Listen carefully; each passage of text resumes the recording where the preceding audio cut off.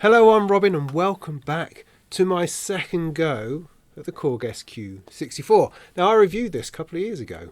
I really quite liked it, or at least I dove into it really deeply. I pulled out all sorts of interesting things that it could do. I was stunned by the stylishness. I was wowed by the attention to detail and the versatility that was held within this lovely, sleek surface. But also I ran into a few troubles. I ran into bits and pieces that didn't seem to make sense, some things that didn't really sort of work. And I've also found that over time, whenever I've pulled it out again, I've sort of played with it for 5 minutes, scratched my head and then put it to one side again. I found that perhaps it's not as intuitive as I would like it to be. However, I brought all of my thoughts and feelings on it to Korg and they said, right, well, we'll see what we can do about that. Several eons later, they did. They completely went through my list, almost, and have sorted it all out. And I have to say, the last couple of days I've been playing with the new firmware, playing with the way that it works, and it is an absolute dream. Up to the point. It still has its quirks and its flaws, but it's far smoother. The workflow is far easier. Once you know, you do have to memorize a couple of little shortcuts, a couple of key presses, but once you know that, then you can just write tunes, write melodies, and get on with it. It's tipped itself, if you like, over the edge into something which is a lot more fun to play with. Whereas before it was deep and interesting and you could certainly work with it, it took a bit of time, it took a little bit of effort to really unlock what it was really good at. Now I can just jump in, mess about, go on my way, or stick around and do deep and interesting things with it. But what it doesn't do, it no longer puts me off playing with it at all. It invites me in, and that's really good. It's only a couple of little changes, but it's those little bits that just make so much more sense and make your brain go, oh yeah, this is how this works. That's good. I'm going to continue with that. And there's a couple of really lovely bits in there too. And I'm going to show you all that. This isn't going to be a massively deep dive review into every avenue of the SQ-64. This is going to be looking primarily at the new features in version 2, which essentially means we're just going to build a little sequence or two. And hopefully, even if you haven't seen my other review, it'll give you a good idea at the basics of what this fella can do. Now, there does seem to be a little bit of confusion out there over what it is. I mean, it's a sequencer, a polyphonic sequencer, a MIDI polyphonic sequencer. However, I would put forward the idea that what it does best is modular and analog. Its CV and gate outputs at the back here are really where it shines. It can do MIDI, but it doesn't really do modulation recording. It doesn't have multiple lanes of automation or anything like that. Its focus is definitely on, like what I've got here, a couple of mono synths, some percussion, and a little polysynth over MIDI. So I'm doing chords, pads if you like, and stabs over MIDI. Everything else is running just monophonic lines. That, I think, is where it works best. If you're looking for a sequencer which is going to run a massive studio of all sorts of big polysynths and stuff, I don't really think this is that. For little monosynths, little desktop synths, a little bit of MIDI, fantastic. This is a lot of fun. But if you want a DAW, get a DAW. Get on a computer. This is not what this is about. So what does it do? Well, it does something like this.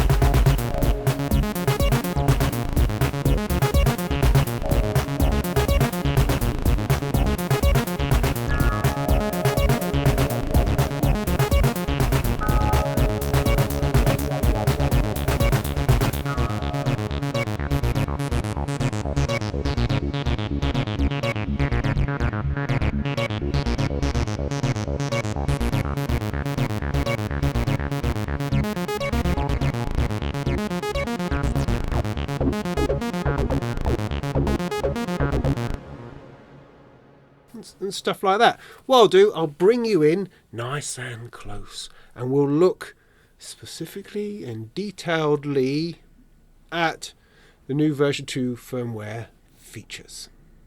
First of all, you now have new ways to enter notes and record sequences. I know, it's a sequencer, right? You would have thought it would have had all of those ways already. Well, it kind of did, and it kind of didn't. In version 1, the main way of adding notes was to hold a step. I've got 16 steps going across the top here, and then dial in a note, and then it was there. Go to another step, dial in a note,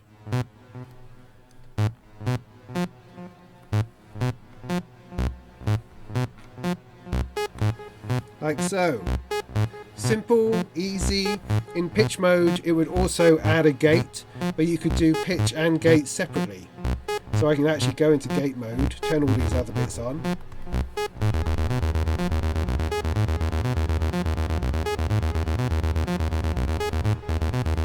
But they're currently just set to one.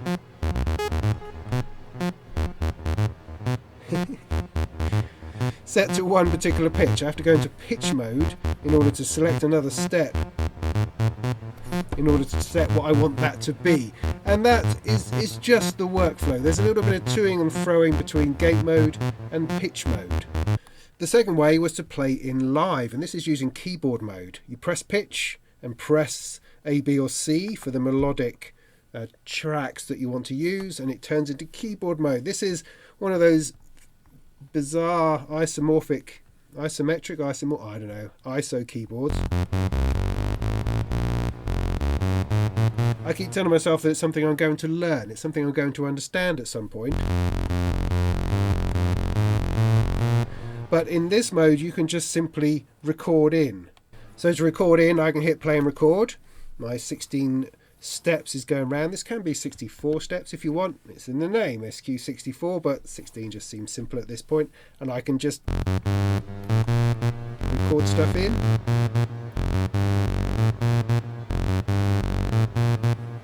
That's not awesome. Let's put in a little bit of percussion to help us with that.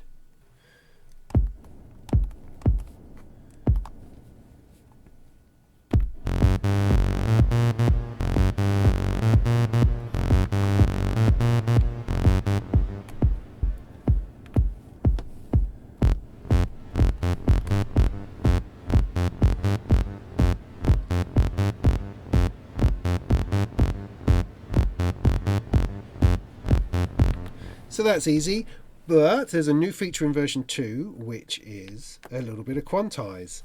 Under this button here, A12, I can now go to the tracks individually and add some step quantize. So probably, you know, one note per step might be good, but it will record and offset all sorts of notes in between the actual steps. It's one of the very cool and interesting things. You can have very exploratory sequences going on between the sequences.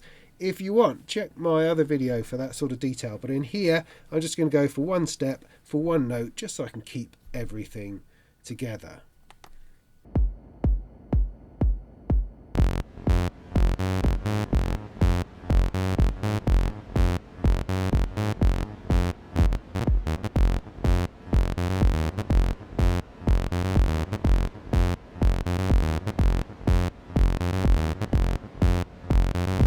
You can keep adding stuff over the top, or you can go into individual notes and change what they are, either in pitch or in gate length.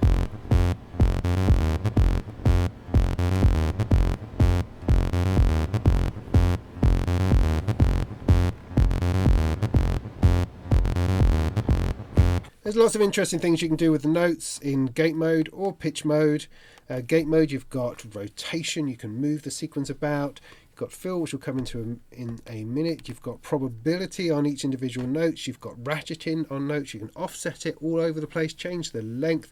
Lots of fantastic stuff going on in there. But what I really have to show you is the new step record function. You've seen me do note by note, adding notes. You've seen me do live recording. There's one more way, which is step recording in an SH-101 style. So let's clear my thing again. And for this, you press record and then press the bank you want to use. And this enters into step record mode. And now, first step is there. I can play my wonderful isometric thing, knowing exactly what I'm doing. And there's my 16 notes, and it's done.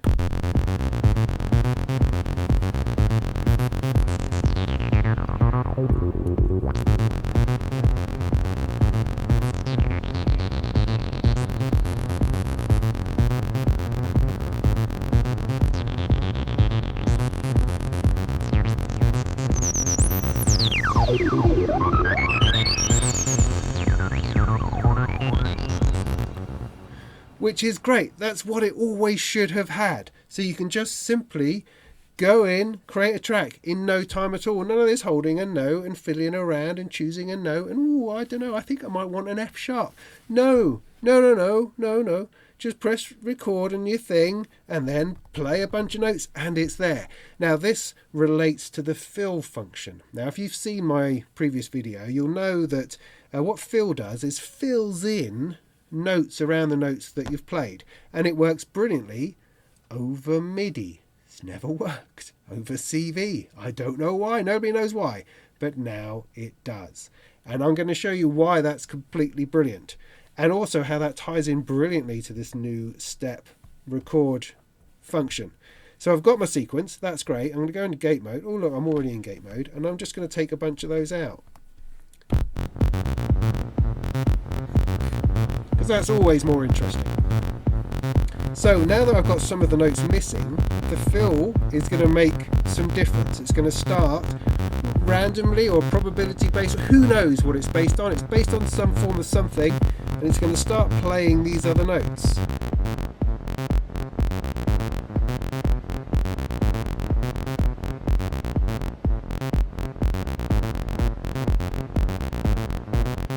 And all the way up to 100%, it plays all of them.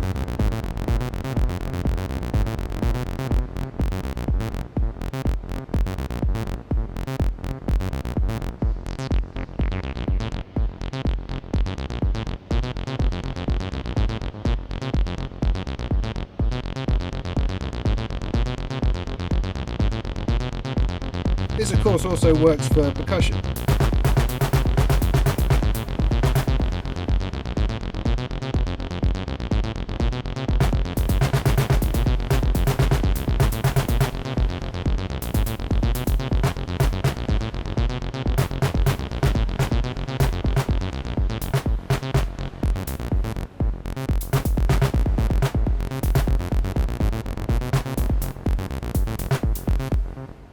And that is totally ace, absolutely ace. So you've now got this combination of, I can go in, I can press a thing, and I can dial in a note, the note that I want it to play. Awesome. I can go in, I can turn it into a keyboard, if I can remember the keyboard combination, and I can play in and record in stuff, and now I can even record quantize, so it just hits on the steps rather than being all over the place like it was before and required you to do a whole load of editing to bring it back together. Or I can put it into step record mode,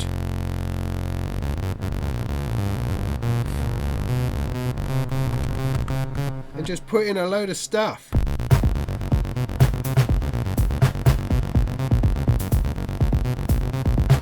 Which is ace.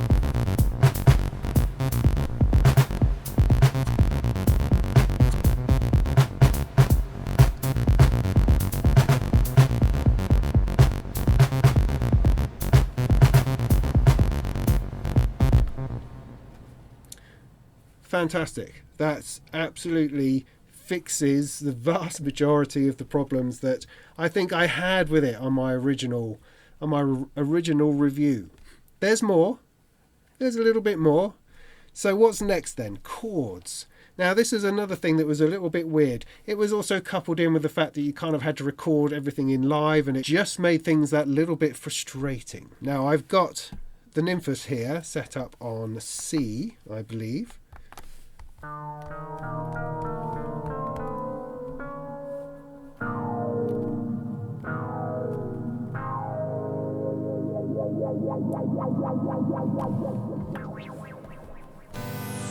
It's just such a lovely thing. It's a lovely thing.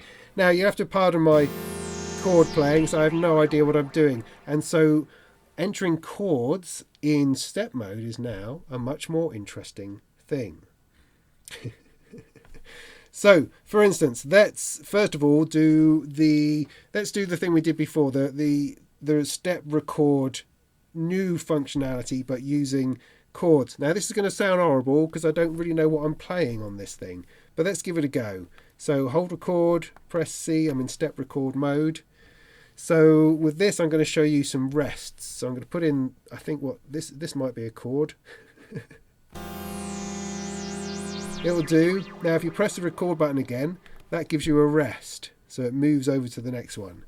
So I'm going to stick in another something. Then a rest. And something else and a rest.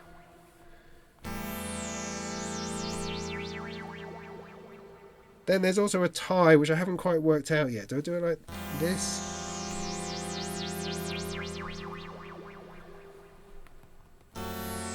I don't know, haven't quite worked that one out, but don't worry, that's also there.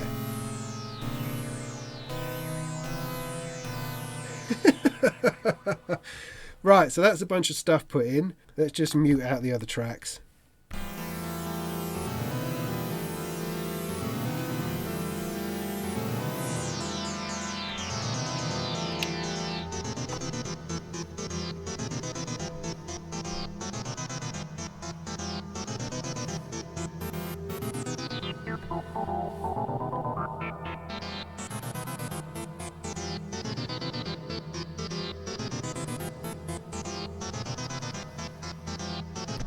So do you see, I can now do that with chords too, once I can work out how on earth you play this weird isometric keyboard thing. That's good. That's a good and new way to put in chords. And that relates to what we've been seeing already. But the new thing is the editing of these notes here, which is something you could do, but you couldn't add to it. What I mean is, I'm going to clear that and let's go into regular step mode. So if I wanted to put a chord in, for instance, in version 1, I couldn't do anything. All I could do was change that first note. That's it. That's all I got. That first note, let's call it a G. There was nothing I could do to add another note to that without physically recording it in. However, in version 2, I can now use my second knob to move across to the next note, which is what it appeared you could do in the other version, but just didn't work. And then I can add another note.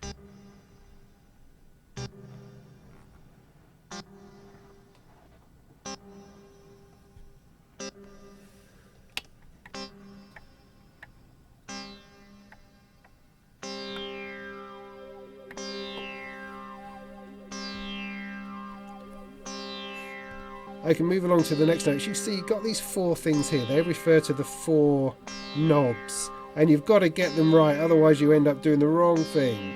So I'm going to the second knob to move along, and then back to the first knob to move that up.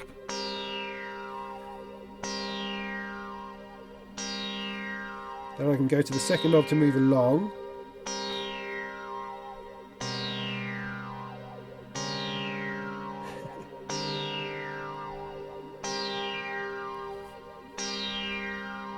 And this way I can add chords to every single step, or edit chords on different steps, add different notes, take notes out, which is something you could not do before. Another neat new feature is the ability to copy a step, which was not like that. How do I do it? Now to copy a note, you have to be in gate mode for reasons we don't really know. Hold the step, press shift. That is now copied. You don't have to do anything else. This is copied. This is already copied, and you want to put it somewhere else. Like if I put it over here, it's now copied. So I can now go to this step, back in pitch mode, for instance, and I can transpose it with the third knob.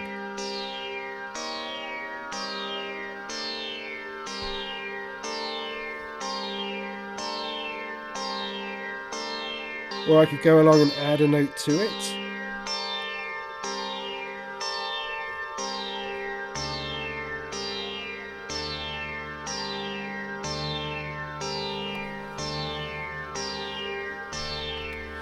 And there you go, copying and pasting of steps, a simple function which is now within the SQ-64. The building of chords by adding notes and building them up without having to play them in.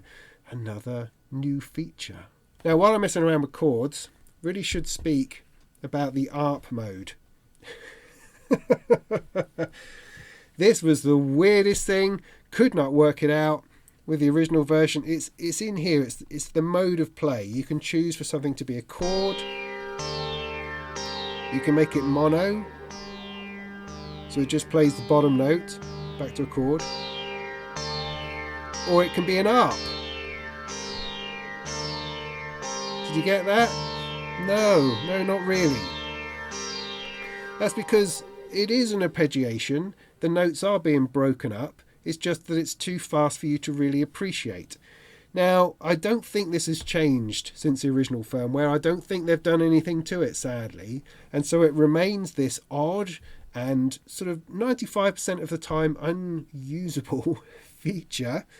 But I have massaged it a bit to see if I can get it to work a little bit. So if you press shift, you've got an ARP rate. If you bring that down to 1, if this went down to, 0.5, 0.25 and into time divisions, I said this in my other video, then perhaps it would start to get useful. But even at this speed, it's still too fast. It's sort of a strum.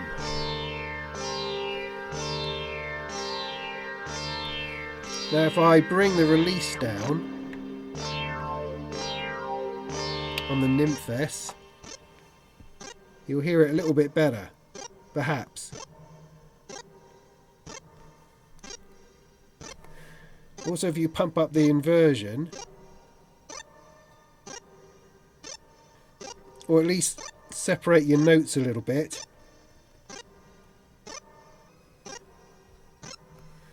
I don't know, there's possibly something there. But what I'll do is I'll copy this this particular one here, and I'll take it into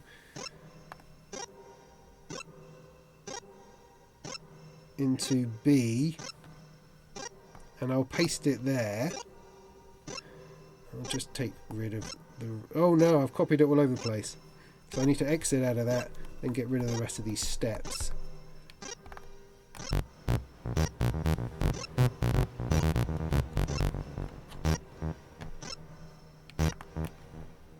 So I'm just on B now. Let's turn it into ARP mode. See, there's something there. I don't know, I think I've spent enough time with that to decide that it's not particularly a feature that's of any use to me. But explore it by all means, and I can find no other information on it or nobody else who's really demonstrated what that is supposed to do. So let's move on.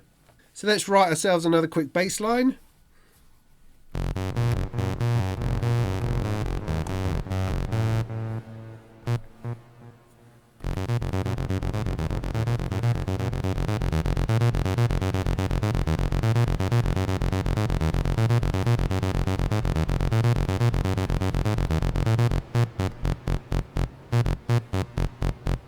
Underneath the shift button over here on the right is a lot of really cool stuff. On the version 1 firmware you had to hold it to access them, so things like reverse, or you can bounce your sequence backwards and forwards. You can use stochastic mode to make it just do weird stuff, or you can randomize it that little bit further. You can change the timing.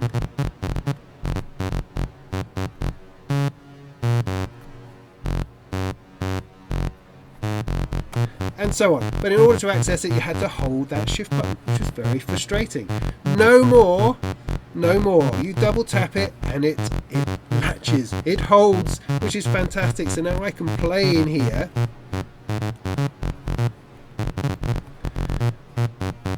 with both fingers without having to worry about holding a button down. But this is actually even more interesting when you're using the percussion track, track D, because this brings in something else, because it allows us to mute and unmute different percussion tracks from here without having to hold the button. The last new addition is drum pad mode. And what this does is allows you to play the percussion from the pads. Like that. Couldn't do that before. Oh no, you could only just step edit stuff in. Now there's the potential for confusion here, because under the shift button, the drum pads are the other way up. So this is my kick drum here, and I can mute it and unmute it, D1, mute it and unmute it, which is what we could do before. We could mute the sub tracks of all the percussion, but in drum pad mode, D1 is here. I think there's a global setting where you can turn that about. It's just slightly odd, and you can sometimes get muddled. Am I in shift mode, drum pad mode, or not mode? It doesn't really matter. It's just, new functionality has been fitted in there somewhere, and it just has to work within the interface that you have. Now, what we have then is 16 pads for our 16 sounds, potentially.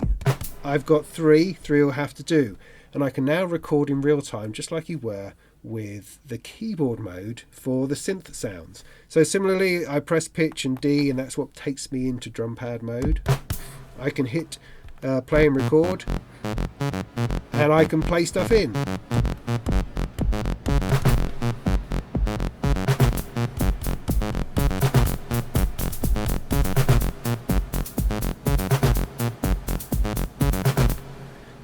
Good and simple. You can see this bit here. This is giving us our 16 steps. Now there's a slight oddity here in that what we see here can be selected on the pads, but not these pads because we're in drum pad mode, and not these pads because that's mute unmute mode. So in order to select the one that we want to see, we have to click into gate mode, press D, and then select the one we want. So I've now selected the kick drum. I can go pitch D again, back into drum mode, and now this is showing me the kick drum. And I can go in and step edit as well, which I'll show you in a second.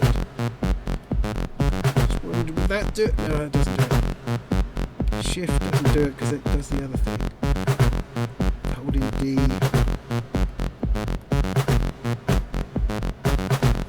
No, that's the only way I can work out how to do it. So that's a little bit strange.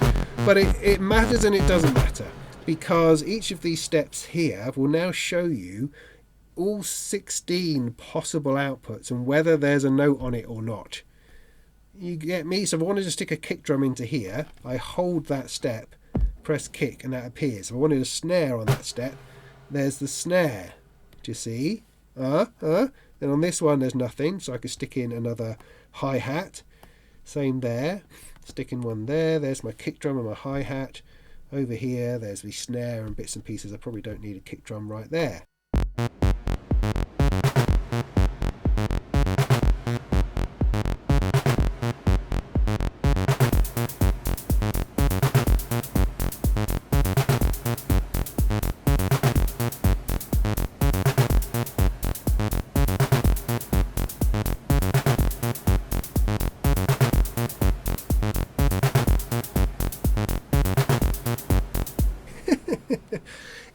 It's a little weird because there's different things going on. I mean, I really welcome the fact that the drum pad's there. This is an interesting way of putting in patterns, and I appreciate that. I like the way that's working. It's just this slight folding over yourself in order to try to select the one that you're selecting to do the thing that you accidentally then select and then mute. That's the only bit I get a little bit tied up in. But otherwise, that's really good. So there you go. Sorry if I'm sounding a bit coldy. I'm barely alive, I think, but I feel I'm getting back into it. So that is the Korg SQ-64 V2 updates. What does it all mean? It means that you have a better intuitive way of creating notes. simply. You can copy and paste those steps. You can edit chords better just using the knobs here and adding notes, removing notes to those chords. You've got a drum mode now where you can play the drums and you can record that playing, and you can leave all the stuff that's under shift open and available to you at any time.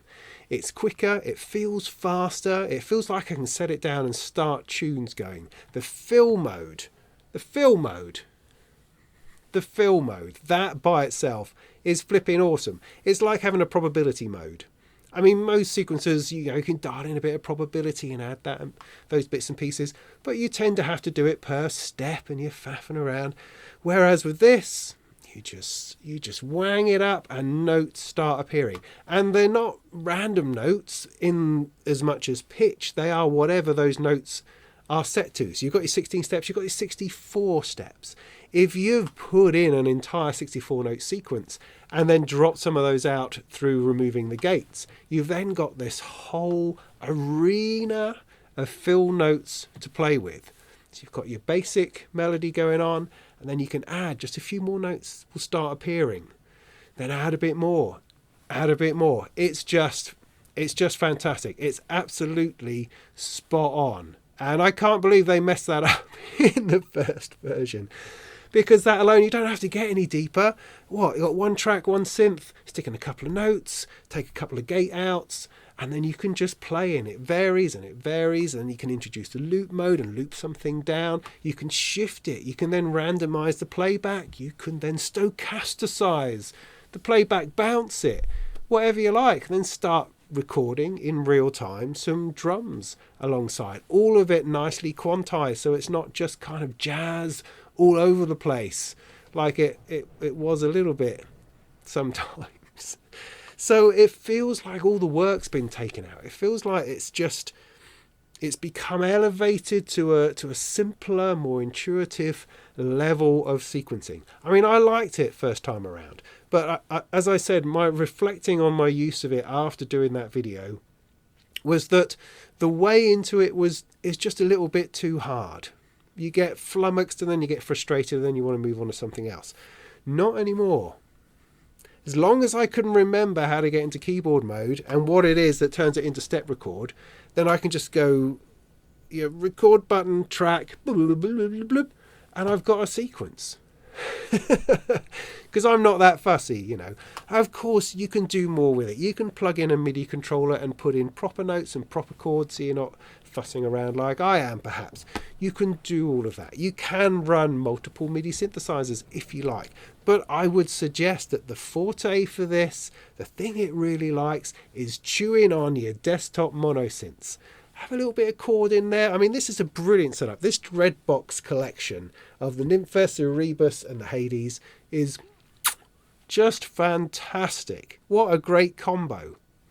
And then wire it into a drum machine of some kind of drum source. This Modbap Trinity is doing the job really nicely. I'm still exploring it. I'll have a review of that coming along at some point soon.